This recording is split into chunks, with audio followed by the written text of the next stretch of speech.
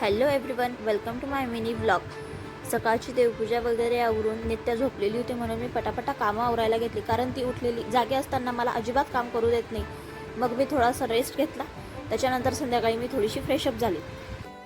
मग नंतर मी नित्यालाही फ्रेश केलं आणि मग नितूचा डॅडाचा यायचा टाईम झाला होता म्हणून आम्ही त्यांचा वेट करत बाहेर थांबलेलो होतो आणि बाहेरची गंमतही बघत होतो।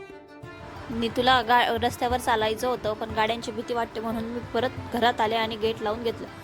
तितक्यात बाहेर पोंगे विकायला एक माणूस आलेला होता म्हणून मी नित्याला पोंगे घेऊन दिले आणि घरात आणून तिला ते पोंगे प्लेटमध्ये काढून दिले आणि ती आवडीने खातही होती। तितक्यात तिचे डॅडा आले।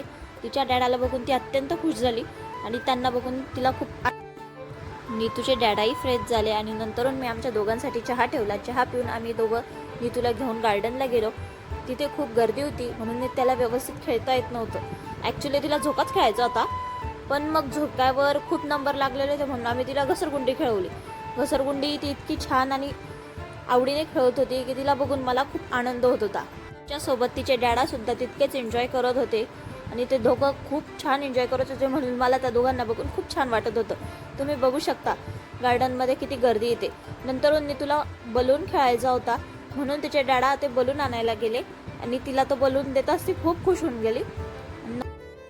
तिने खूप छान एन्जॉय केला। मग आम्ही नंतरून घरी गेलो आणि हा आमचा लाडोबा बघा कसा कोपऱ्यात बसलाय ते। ही एवढीशी कोथिंबीरची जुडी फक्त 10 रुपयाला। घरी येताच मी लगेच स्वयंपाकाला लागले। आज आमचा मटणाचा बेत होता। नितूला भेजा खूप आवडतो म्हणून मी तिला भेजा बनवून दिला आणि छान अशी भाजी करून आम्ही जेवण वगैरे आवरून आम्ही गेलो बाहेर चक्कर मारायला। बाहेर गेल्यावर आम्ही कुल्फी खाल्ली। तर भेटूया नेक्स्ट व्हिडिओमध्ये, तोपर्यंत बाय।